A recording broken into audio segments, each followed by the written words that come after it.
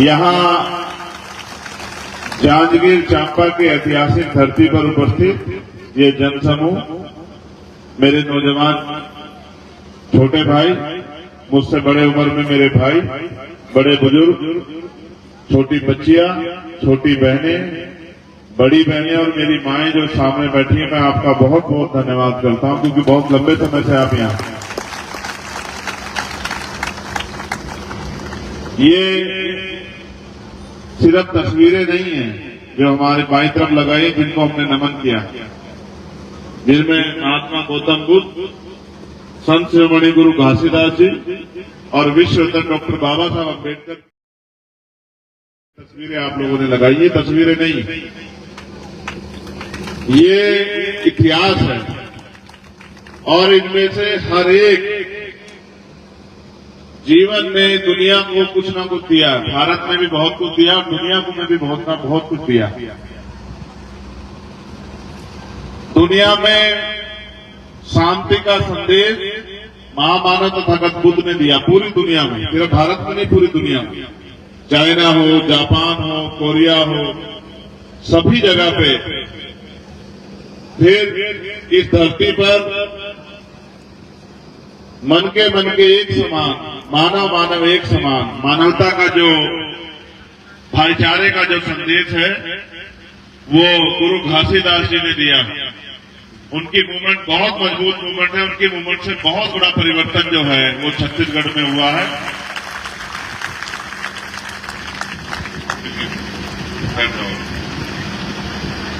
और डॉक्टर बाबा साहब अम्बेडकर तो पूरी दुनिया के लिए आइडियल हैं, जिनको सिंबल ऑफ नॉलेज कहा जाता है, ज्ञान का सागर कहा जाता है, ज्ञान का प्रतीक कहा जाता है, जिन्होंने भारत के दबे कुचले, शोषित, वंचित और तमाम जाति धर्म की महिलाओं को, किसानों को, मजदूरों को, नौजवानों को संघर्ष करने का रास्ता दिखाया। हुआ जीवन अपने 4 बच्चे कुर्बान कर दिए, अपनी सारी सुख सुविधा कुर्बान कर दी, ऐसे बाबा साहब अम्बेडकर। इसलिए मैंने कहा कि इस मात्र तस्वीरें नहीं, मेरे प्यारे साथियों, इस मंच पर मेरे भाई के रूप में बैठे, मेरे साथियों के रूप में बैठे इस लोकसभा के और बराबर की लोकसभा के तीनों प्रत्याशी भाई राजकुमार जांगड़े जी, मैं उनके जल्दी स्वस्थ होने के लिए भी मंगल कामनाएं करता हूं, क्योंकि उन्होंने बहुत कठिन तरीके से जो है उनके साथ घटना हुई और महापुरुषों के आशीर्वाद से आज वो काफी अच्छे हैं, हमारे बीच हैं। भीम रेजिमेंट के हमारे अध्यक्ष भाई दिनेश जी और तमाम हमारे बाकी साथी, भाई नरोत्तम जी, भाई ओम प्रकाश जी, सभी जिलाध्यक्ष, प्रदेश के सभी नेतागण, हमारे प्रवक्ता जी, मैं इन सबका भी धन्यवाद करता हूं। पहली बात तो आपको इतनी खुशी नहीं होगी मेरे आने से जितनी मुझे खुशी है धरती में आने से, क्योंकि ये वो धरती है जिनको मैं गुरु मानता हूं, जिनको मैं आदर्श मानता हूं। उन्होंने अपने चुनावी राजनीति की शुरुआत यहीं से की, जांजगीर चांपा से। इस धरती पर उनका पसीना बहा है। साइकिल से गांव जाके उन्होंने जो है इस मिट्टी को सींचने का काम किया है, यहाँ क्रांति के बीज रोपने का काम किया है, यहाँ के लोगों को तैयार करने का काम किया है, बहुजन आंदोलन को बढ़ाने का काम किया है। मैं इस धरती को नमन करता हूं। मुझे गर्व महसूस हो रहा है कि 84 से जो संघर्ष चला था जांजगीर चांपा से 2024 आ गया है। मैं अभी नगीना लोकसभा का चुनाव लड़कर आया हूं और मैं आपको विश्वास दिला के कहता हूं कि माननीय काशीराम साहब का चेला होने के नाते नगीना लोकसभा हम लोग जीत रहे हैं। आपकी एक आवाज दिल्ली जा रही है और मैं आपको विश्वास दिलाता हूं, नगीना से जो परिवर्तन का आंदोलन शुरू हो रहा है, पिछली बार भी आंदोलन 89 में नगीना से शुरू हुआ था, बिजनौर से शुरू हुआ था, जब माननीय बहन जी को लोकसभा का सदस्य बना के बिजनौर के लोगों ने भेजा था। उसी धरती से इस बार वहां की जनता ने मुझे आशीर्वाद दिया। जब 4 जून को परिणाम आएंगे तो आपको बड़ी खुशी होगी कि आपका भाई, आपका साथी, आपकी मजबूत आवाज, जिस तरह से सड़कों पे मजबूती से कमजोरों की आवाज बनती थी, वो पार्लियामेंट में भी कमजोरों की मजबूत आवाज बनेगी। और जो आंधी वहां से चलेगी, मेरा विश्वास है कि आने वाले 5, 6, 7 साल में वो पूरे देश में गूंजेगी और एक नया बहुजन आंदोलन का एक नया स्वरूप तैयार होगा, जहां पहले की तरह गरीब किसान मजदूर के बेटों को भी MP MLA बनने का मौका मिलेगा, सदन में जाके गरीबों की आवाज उठाने का मौका मिलेगा, उनके जीवन में बदलाव लाने का मौका मिलेगा। आज जब मैं 3 दिन पहले भीम आर्मी के माननीय राष्ट्रीय अध्यक्ष जी ने मुझे आदेश किया कि आपको छत्तीसगढ़ सभा में जाना है। छत्तीसगढ़ में हमारे स्टेट के लोगों ने लोकसभा के प्रत्याशी उतारे हैं, आपके जैसे गरीब कार्यकर्ता चुनाव लड़ रहे हैं, तो आपको जाके उनकी मदद करनी है। मैं जब वहां चुनाव लड़ा तो एक वोट एक नोट के आधार पर लड़ा। मैं अपने केतली के निशान को लेकर जाता था जनता के बीच में और जनता से कहता था कि अगर आप मुझे वोट देना चाहते हैं तो मुझे कम से कम एक नोट भी दें, जिससे कि मैं इन अमीरों का मुकाबला आपकी मेहनत की कमाई से कर सकूं। और आपको जानकर बड़ी खुशी होगी कि जनता ने नोट, वोट, सपोर्ट सब कुछ दिया, क्योंकि जो काम पिछले लंबे समय से 7-8 साल से भीम आर्मी के लोगों ने किया है, उससे लोगों में बहुत विश्वास, बहुत प्यार पैदा हुआ है। उनको लगता है कि उनके आने वाले कल में और उनके जो आने वाली उम्मीदें हैं वो आजाद समाज पार्टी भीम आर्मी के जरिए पूरी होगी। सम्मानित छत्तीसगढ़ के लोगों, जब मैं छत्तीसगढ़ आता हूं तो हमारे नेता एक नारा बहुत अच्छा लगाता है कि छत्तीसगढ़िया सबले बढ़िया। तो मैं इस नारे को सुनता रहता हूं, लेकिन मेरा मन था कि मैं जांजगीर चांपा, और मैं जब अपनी माओ बहनों को यहाँ बैठे देख रहा था, मैंने आते ही कहा शिकायत करके कि हमारी माए बहनें हमारा सम्मान इनको नीचे नहीं बिठाना चाहिए। लेकिन जब मैंने आपको यहाँ देखा तो मेरे मन में विश्वास भी पैदा हुआ। जब वो नारे लगाते थे जय भीम के, संविधान जिंदाबाद के, तो आपकी जो आवाज आती थी मुझे एहसास कराती थी कि आज भी माननीय काशीराम साहब का संघर्ष इस मिट्टी में है, आज भी उनकी जो एहसास है, उनकी उम्मीद इस मिट्टी में है। आओ हम लोकसभा में बात करते हैं। मैं सुबह जब आया था तो मैं इनसे पूछ रहा था कितने किलोमीटर का रास्ता है। इन्होंने मुझसे कहा कि लगभग 200 किलोमीटर जाना है। विश्वास करो, 200 किलोमीटर जाना है हो या 2000 किलोमीटर, तमन्ना अगर सच्ची होती तो रास्ते 1000 होते हैं, तमन्ना अगर झूठी हो तो बहाने 1000 होते हैं। हम भारतीय लोकतंत्र में अपनी हिस्सेदारी के लिए लड़ रहे हैं, इसलिए लड़ रहे हैं कि तमाम लोगों को हमने मौका दिया। समय समय पे छत्तीसगढ़ के लोगों ने कांग्रेस को मौका दिया, जोगी जी की पार्टी को मौका दिया, भाजपा को मौका दिया, लेकिन आपके हिस्से में क्या आया? क्या आपके क्षेत्र में अच्छे स्कूल बने, अच्छे कॉलेज बने, अच्छी यूनिवर्सिटियां बनी, अच्छे हॉस्पिटल बने, अच्छे हायर सेंटर बने, उद्योग धंधे लगे, रोजगार मिलने का काम हुआ, अच्छे पुल, अच्छी सड़कें, अच्छी बिजली, अच्छी पानी की व्यवस्था हुई? तो जब मैं देश भर में घूमता हूं तो मुझे एहसास होता है कि आज भी आजादी के 75 साल बाद भी हमें पक्के मकानों की सुविधा भी सही तरह से नहीं मिलती। आज भी आपके गांव में, जिस गांव में आप बैठे, मैं गारंटी से कहता हूं, मैं तो गाड़ी में बैठ के, आप पैदल चल के आए, 70% मकान ऐसे होंगे जिन मकानों में प्लास्टर नहीं होगा। आप जाके चेक कर लेना, मैं जो बात आपसे कह रहा हूं। इसका मतलब समझते हैं आप क्या है? इसका मतलब ये है कि सरकारों ने, नेताओं ने आपसे वोट लिया और वोट लेने के बाद कभी आपकी तरफ पलट के नहीं देखा। इस देश में अगर कोई जानवर पालता है तो जानवर के लिए भी रहने के लिए अच्छी व्यवस्था करता है। आपने पशु पाले होंगे तो पशुओं के लिए अच्छी व्यवस्था की होगी। किसी ताकतवर मजबूत आदमी ने कुत्ता बिल्ली पाले होंगे, खरगोश कबूतर तोता पाला होगा, उसके लिए भी अच्छी व्यवस्था की होगी। लेकिन सरकार में बैठे लोगों ने कभी हमें इंसान भी नहीं माना। अगर इंसान माना होता तो कम से कम हमारे लिए अच्छे भोजन, पहनने के लिए अच्छे कपड़े, सर ढकने के लिए छत और पीने के लिए साफ पानी की व्यवस्था की होती। लेकिन ऐसा भी नहीं महसूस होता कि उन्होंने कभी हमें जानवर भी माना हो। उनको ये लगता है कि हम इस देश में उनके गुलाम हैं, वो हमारे मालिक हैं। लेकिन बाबा साहब अम्बेडकर ने तो संविधान बना के ये गुरु घासीदास जी के सपने को पंख लगा दिए थे कि मानव मानव एक समान, मन के एक समान, कि भारत में कोई जाति के आधार पर, धर्म के आधार पर छोटा बड़ा नहीं होगा, ऊंच नीच नहीं होगी, कोई भेदभाव नहीं होगा, किसी बहन बेटी का अपमान नहीं होगा, किसी गरीब की हत्या नहीं होगी, बलात्कार नहीं होगा, किसी को मारा नहीं जाएगा। लेकिन जब हम देश स्तर पे घूमते हैं तो आज भी पूछे रखने पे, मटकी छूने पे, घोड़ी पे बैठने पे हथियार अपमान होता है। इसका मतलब आज भी हम लोग उस ताकत को हासिल नहीं कर पाए जिस ताकत से परिवर्तन होता है। मेरे परिवार के लोगों, मेरी इस बात पर गौर करना कि किसी दल ने आजादी से पहले भी यहाँ बहुत सारे राजनीतिक दल थे, यहाँ कांग्रेस भी थी, यहाँ जनसंघ भी था, यहाँ अकाली दल भी था, यहाँ मुस्लिम लीग भी था, यहाँ लेफ्ट की पार्टियां थी, किसी ने हमारे हक अधिकार की लड़ाई नहीं लड़ी। डॉक्टर बाबा साहब अम्बेडकर को पार्टी बनानी पड़ी और पार्टी बना के हमारे हकों की लड़ाई लड़नी पड़ी। सोचो, बाबा साहब जैसे विद्वान जब इनसे तब आके पार्टी बना के लड़ाई लड़ते हैं तो आप महसूस करो क्या इनका चरित्र बदल गया है। आज ये हमारे लिए अच्छे हो गए, आज ये हमारे लिए अच्छा काम कर सकते हैं।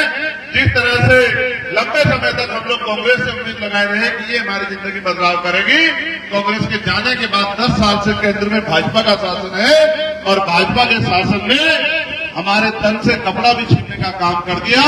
350 का सिलेंडर 1150 रुपए में देते हैं, बड़े बड़े वादे करते हैं, बड़े बड़े दावे करते हैं, लेकिन जमीनी हकीकत पे नहीं जाते। जो बिजली का बिल 350-400 रुपए का 250 रुपए का आता था वो 700-800 रुपए का आता है। जो पेट्रोल 45-46 रुपए का आता था वो 100 रुपए का आता है।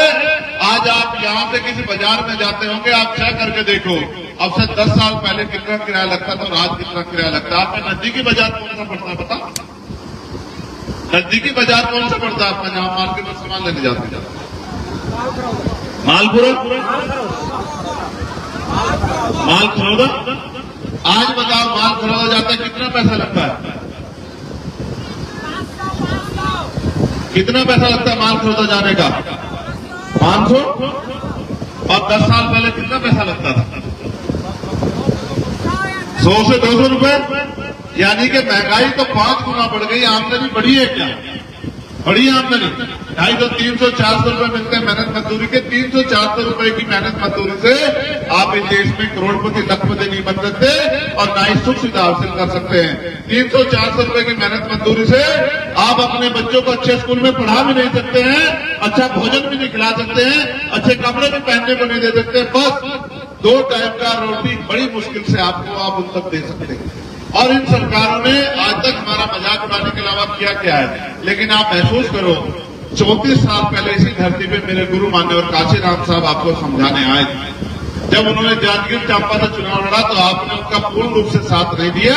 अगर आप पूर्ण रूप से साथ देते तो मान्यवर काशीराम साहब यहाँ से जीत के जाते, और मान्यवर काशीराम साहब यहाँ से जीत के जाते तो आज ये जांजगीर चांपा आज के जैसा नहीं होता, ये नोएडा जैसा होता, ये दिल्ली जैसा होता। इसको पहचान नहीं पाते आप। लेकिन आपने एक बड़े नेता को हरा दिया यहाँ कांग्रेस बीजेपी के चक्कर में, और जांजगीर चांपा ही रह गया, क्योंकि उनका लक्ष्य था देश भर में घूम घूम के समाज को उनके पैरों पर खड़ा करना, समाज को तैयार करना। आज फिर आपके पास मौका है। ये दीपक खूंटे मत समझो, ये इसको मान्यवर काशीराम साहब का चेला समझो। ये मान्यवर काशीराम साहब का चप्पल वाला चेला है। अगर आपने इस मान्यवर काशीराम साहब के चप्पल वाले चेले को अपना कीमती वोट देकर केतली के निशान पे कामयाब बना दिया तो ये गरीब का बेटा आपके आंसू पूछने के लिए 24 घंटे 7 दिन आपका वर्कर बन के, आपका बेटा बन के, आपका भाई बन के आपके क्षेत्र के लिए संघर्ष करने का काम करेगा। ये पढ़ा लिखा नौजवान दिल्ली में जाके आपके क्षेत्र के हक अधिकारों की लड़ाई लड़ने का काम करेगा। मैं जानता हूँ कि भीम आर्मी के माध्यम से आपने बहुत लड़ाई लड़ी है, सड़कों पे जा जाके आंदोलन किए, भारत बंद किया है, लाठियां खाई है, मुकदमे जेल गए हैं, तमाम तरह की मुसीबतों का सामना आपको करना पड़ा है। लेकिन सम्मानित मेरे भाइयों बहनों और मेरे नौजवान बहादुर साथियों, बताओ, जब तक राजनीतिक व्यवस्था में हम लोग कामयाब नहीं होंगे, जब तक राजनीतिक ताकत हमारे हाथ में नहीं आएगी, तो हम अपने लोगों का क्या भला कर सकते हैं? आप बताओ। जिनके पास राजनीतिक ताकत है वही तो कंट्रोल करते, वही तो नेतृत्व करते हैं। आप महसूस करो, हमारे लोग ये समझते हैं कि चुनाव सिर्फ इसलिए है कि 10-15 दिन अच्छा खाना, अच्छा पीना और अच्छी जो है कुर्सियों पर बैठ के भाषण सुनने का मौका मिलेगा। मगर महसूस करो, राजनीति हमारे जीवन में कितना असर करती है। देखो, अच्छे स्कूल कॉलेज कहाँ बनेंगे, राजनीतिक लोग तय करते हैं, सरकारें तय करती है। अच्छे हॉस्पिटल कहाँ बनेंगे, ये सरकारें तय करती है। पेट्रोल डीजल के दाम क्या होंगे, सरकारें तय करती है। आपके खाद्य पदार्थों के दाम क्या होंगे, सरकारें तय करती है। बिजली का दाम क्या होगा, पेट्रोल का दाम क्या होगा, डीजल का दाम क्या होगा, सब्जी का दाम क्या होगा, टैक्स कितना लेगा, सरकारें तय करती है। सब कुछ, इवन सांस लोगे बीमार होने पे ऑक्सीजन लोगे, ऑक्सीजन के दाम क्या होगी ये भी सरकार तय करती है। अच्छे हॉस्पिटल बनेंगे नहीं बनेंगे सरकार तय करती है। आपके क्षेत्र में उद्योग धंधे भी लगेंगे नहीं लगेंगे सरकार तय करती है। महिलाओं को घर में रोजगार मिलेगा नहीं मिलेगा सरकार तय करती है। बच्चियों को बहनों को सुरक्षा की गारंटी मिलेगी नहीं मिलेगी सरकार तय करती है। सब कुछ तो सरकार तय करती है। तो आप अपने वोट का प्रयोग जिम्मेदारी से क्यों नहीं करते हो? आप अपने वोट का प्रयोग अगर जिम्मेदारी से नहीं करोगे तो ये ताकतवर लोग कुर्सी पे बैठे रहेंगे और ये बहुत षड्यंत्रकारी लोग हैं। इनके षड्यंत्र को भी समझो। इनका षड्यंत्र ये है कि लोकतंत्र से पहले, आजादी से पहले राजा महाराजा इस देश में राज करते थे और जब आजादी मिल गई लोकतंत्र आ गया और बाबा साहब ने नारा दे दिया कि मैंने रानी का पेट काट दिया है, राजा बैलेट वोट से तैयार होगा, आपकी वोट से तैयार होगा। उनको पता था कि जिन्होंने हजारों साल हमारे बारे में नहीं सोचा वो आने वाले कल में भी नहीं सोचेंगे, इसलिए उन्होंने वोट का अधिकार सब लोगों को दिलाया। उनको महसूस होता था कि अगर हमारे लोग पढ़ लिख जाएंगे, वोट की वैल्यू समझेंगे तो किसी के पिछलक्कू नहीं बनेंगे कांग्रेस भाजपा के। अपने आप कुर्सी पे बैठे, कुर्सी पे बैठ के कलम की ताकत अपने हाथ में लेंगे और अपने लोगों की किस्मत लिखेंगे, अपने लोगों का भविष्य लिखेंगे, अपने लोगों के जीवन में सुख सुविधाएं लिखेंगे। लेकिन इन्होंने, अमीरों ने, ताकतवर लोगों ने लोकतंत्र पे भी कब्जा कर लिया। आज इन्होंने चुनाव इतना महंगा कर दिया कि कोई गरीब का बेटा लड़ नहीं सकता है। चुनाव आयोग कहता है कि 90-95 लाख रुपए आप खर्च कर सकते हैं, लेकिन देश की तो 80 करोड़ आबादी सस्ता भोजन देती है, सस्ता राशन देती है, उनकी तो हैसियत भी नहीं, उनके अकाउंट में तो 1 लाख रुपए भी नहीं, वो चुनाव कहां से लड़ लेंगे। इन्होंने ये महंगा कर दिया कि गरीब के बच्चे इसमें घुस ना पाए, किसान मजदूर के बेटे इसमें घुस ना पाए, कर्मचारियों के बेटे इसमें घुस ना पाए। लेकिन माननीय काशीराम साहब ने इनको आंदोलन चला के मुंह तोड़ जवाब दिया और उनका जो अधूरा सपना है उसको पूरा करने की जिम्मेदारी उनके चेलों ने ली है कि माननीय काशीराम साहब का अधूरा सपना पूरा करेंगे और गुरु घासीदास जी का भी अधूरा सपना पूरा करेंगे। भारत में मानव मानव एक समाज का, एक समान का राज, यानी कि मानवता का राज लाकर रहेंगे और पॉलिटिकल पावर अपने हाथों में लेके अपनी बहनों माओ को सम्मान की जीवन देंगे, उनके क्षेत्रों में रोजगार की व्यवस्था कराएंगे, अपने भाइयों के लिए अच्छे स्कूल कॉलेज यूनिवर्सिटियां बनाएंगे, उनके बीमार होने पर इलाज के लिए अच्छे अस्पताल बनाएंगे और उनके रोजगार के लिए जितना बैकलॉग है सारा बैकलॉग भरवाएंगे, उद्योग धंधे प्राइवेट सेक्टर लगवा के उनको रोजगार देने का काम करेंगे, उनके क्षेत्रों में विकास के कार्य करेंगे। लेकिन ये तभी संभव है जब इस क्षेत्र की जनता और इस क्षेत्र के साथ साथ दुर्ग लोकसभा की जनता भाई शीतकरण महिलवार जी को और रायपुर लोकसभा की जनता पीताम्बर जांगड़े जी को अपना वोट देके केतली का बटन दबा के इनको राजनीतिक ताकत दे और चंद्रशेखर आजाद के साथ जिस तरह से यूपी के लोग चंद्रशेखर आजाद को दिल्ली भेज रहे हैं तो जांजगीर चांपा और दुर्ग के लोग जो हैं और रायपुर के लोग भी इन लोगों को दिल्ली भेजने का काम करें। इनके काम को आगे बढ़ाने का और आपके क्षेत्र को विकास की तरफ ले जाने की गारंटी चंद्रशेखर आजाद लेता है, क्योंकि हम लोग इस सपने के साथ आगे बढ़ रहे हैं कि महापुरुषों का जो विजन है, महापुरुषों का जो विजन है, महापुरुषों का जो सपना है वो पूरा होना चाहिए और हमें भी, गरीबों को भी, किसानों को भी, मजदूरों को भी, नौजवानों को भी और मेरी गरीब माँ बहनों को भी इज्जत और सम्मान की जिंदगी मिलनी चाहिए। देखो मेरी बात को याद रखना, आपको लंबा समय हो गया, आप किसी की उम्र 50 साल होगी, किसी की 55 साल होगी, किसी की 60 साल होगी, किसी की 70 साल होगी, किसी की 20 होगी, किसी की 30 होगी। बताओ चुनाव के बाद आता है आपकी बस्ती में कोई पूछने की आपके हाल क्या? ईमानदारी से अपने दिल का आता है कोई आपका भूखा पेट देखता है, कोई आपके फटे हुए कपड़े देखता है, कोई आपकी टूटी हुई छत देखता है, कोई आपकी परेशानियां देखता है। जब बेटी की शादी करते हो तो कर्ज लेते हो, जब बेटे को पढ़ाते हो तो कर्ज लेते हो। ये हमें जानवर भी नहीं समझते, तो हमें इनसे दूर रह के अपनी ताकत बनानी चाहिए। अगर हम इनके पीछे खड़े रहेंगे तो ये मालिक बन के आगे आगे बढ़ते रहेंगे। कब तक हम झूठन पे जिंदा रहेंगे? हम जब इस देश में मेहनत करके संघर्ष करके मालिक बन सकते हैं तो हम इनकी झूठन पे जिंदा क्यों रहे कि ये जो हमें देंगे सरकार बना के मुश्किल लें। जब हम वोट से अपने लोगों को ताकतवर बना सकते हैं तो हम किसी दूसरे को ताकतवर क्यों बनाएं? माननीय काशीराम साहब कहते थे अगर आप फूल को वोट दोगे तो फूल ताकतवर होगा, फूल वाले ताकतवर होंगे, वो ताकतवर होंगे तो अपने लोगों के लिए नीति बना के उनको आगे बढ़ाने का काम करेंगे। अगर आप पंजे वालों को वोट दोगे तो पंजे वाले ताकतवर होंगे और वो नीति बना के अपने लोगों को आगे बढ़ाने का काम करेंगे।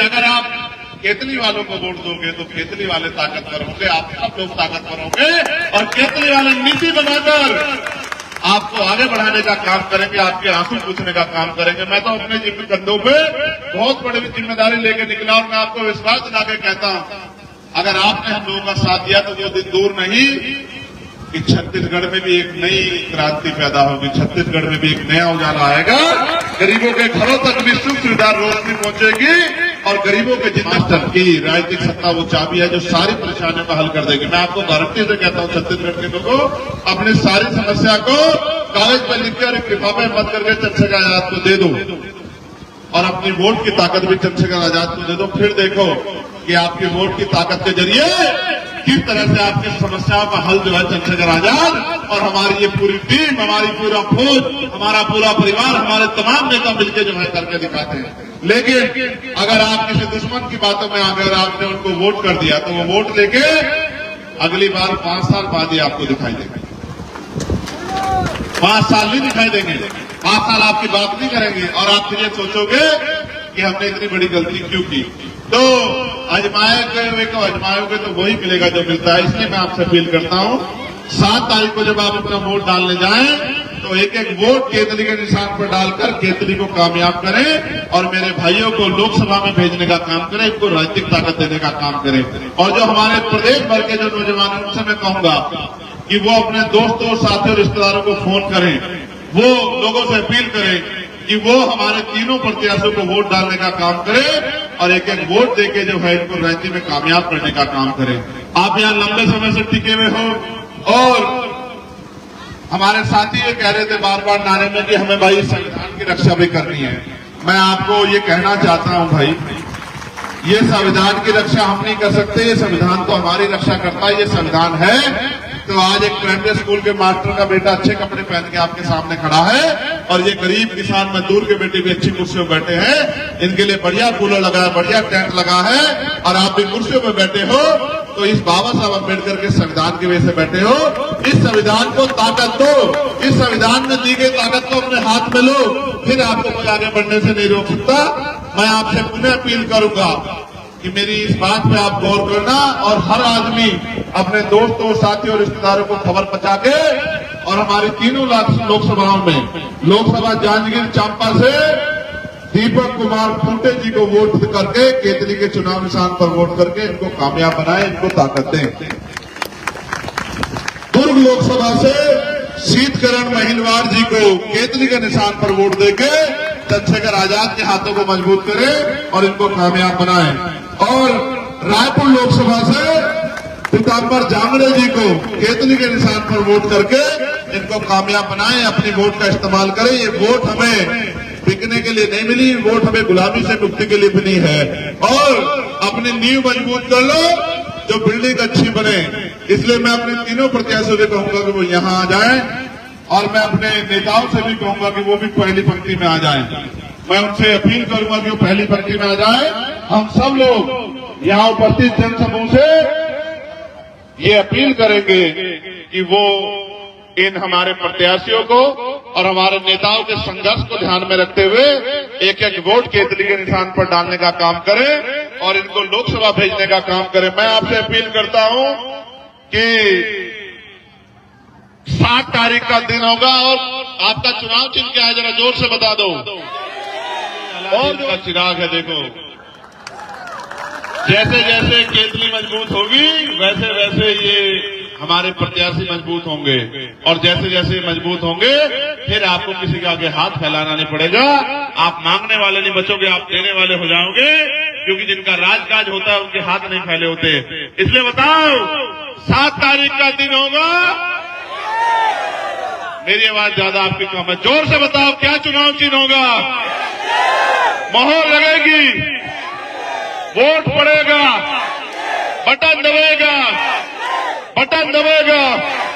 हमारा चुनाव चिन्ह, हमारा चुनाव चिन्ह, आपका चुनाव चिन्ह, बहनों का चुनाव चिन्ह, माओ का चुनाव चिन्ह, बच्चों का चुनाव चिन्ह, गरीबों का चुनाव चिन्ह, किसानों का चुनाव चिन्ह, मजदूरों का चुनाव चिन्ह और जांजगीर चांपा वालों का चुनाव चिन्ह मान्यवर काशीराम साहब के अधूरे सपनों को पंख लगाने के लिए अपने कीमती वोट को 7 तारीख को सुबह सुबह जाकर और केतली का बटन दबाकर अपने दोस्तों साथियों रिश्तेदारों को भी कहकर एक एक वोट केतली को देकर और मेरे हाथ और मान्यवर काशीराम साहब के सपनों को पंख लगा देना।